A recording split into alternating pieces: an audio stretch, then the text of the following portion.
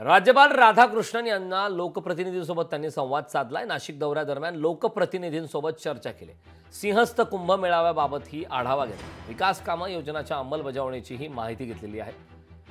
राज्यपाल CP राधाकृष्णन हे स्वतः लोकप्रतिनिधी आहेत। शासकीय अधिकारी यांच्याकडून आढावा घेत आहेत। राज्यपालांकडून विकास कामे योजनांची अंमलबजावणी यासह विविध समस्यांबाबत आढावा घेतला जातोय। गोदावरी नदी प्रदूषणासह सिंहस्थ कुंभ मेळाव्याच्या बाबतीतही आढावा राज्यपालांनी घेतलाय। राज्यात पहिल्यांदाच राज्यपालांकडून आढावा घेतला जात असल्याने नाशिकच्या लोकप्रतिनिधींनी त्यांचं स्वागत केलं। खासदार भास्कर भगरे यांनी आपल्या मतदारसंघातील समस्या मांडत राज्यपालांच्या या पुढाकाराचं स्वागत केलं। राज्यपालांचा नवा पायंडा असला तरी त्याकडे सकारात्मकतेने बघावे असं आवाहन यावेळी पालकमंत्री दादा भुसे यांनी केलं।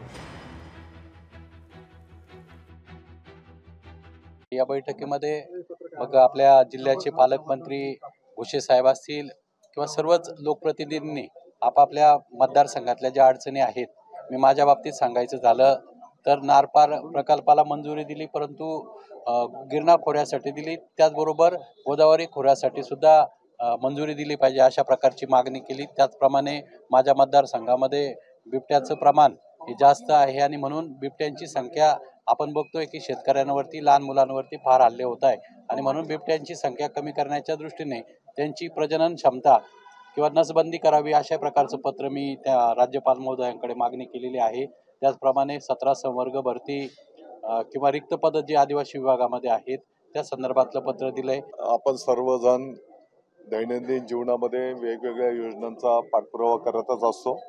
त्याच्यापैकी अनेक गोष्टी मार्गी लागत असतात, काही गोष्टी प्रगतीपथावर असतात आणि काही गोष्टींचा पाठपुरावा करत असतो। आता उदाहरणार्थ राज्यपाल महोदयांचं मी प्रथमच सर्व लोकप्रतिनिधींच्या उपस्थितीत आभार व्यक्त केलं की गेल्या 40 वर्षांच्या पासूनचा पश्चिम वाहिनी नद्या पूर्व वाहिनी करणं नारपारचा प्रकल्प आमचा मांजरपाडा 2 त्याचाही पाठपुरावा चालू आहे। लवकरच त्याला पण यश मिळेल।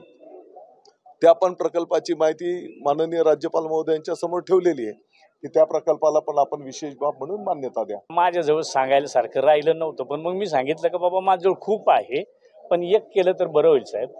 आम्ही राज्यातले 25 आमदार आदिवासी आहोत। आमची एक बैठक तात्काळ मुंबईमध्ये जर लावली तर निवळ माझा नाशिकचाच प्रश्न नाही तर 13 जिल्ह्यांमध्ये आम्ही बहुल आदिवासी आहोत। आणि आता सध्याचा प्रश्न जो काय आहे तो पेसा भरतीचा, त्याचे तुम्ही आपण सगळेजण त्याचे साक्षीदार आहोत।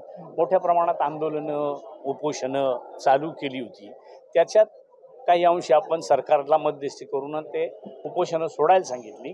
ह्याच मुद्द्यावर आम्ही जास्त स्टिकअप आहोत। लोकशाही मराठी ऐका, पहा, जागरूक रहा।